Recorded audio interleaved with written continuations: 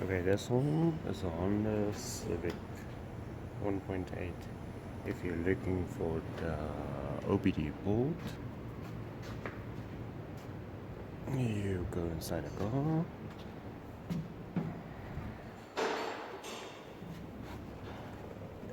If you're gonna be in front of the steering wheel itself, then you only can see on your left side where I'm pointing.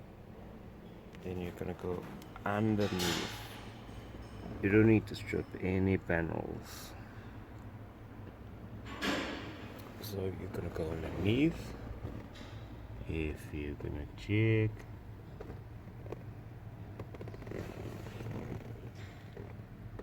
there's your OBD board.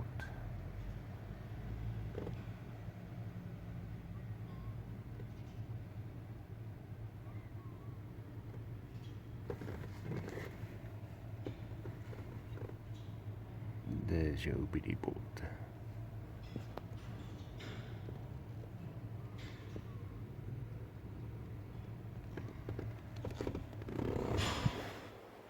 So, in front of the steering wheel, only on your left side corner and all the way down.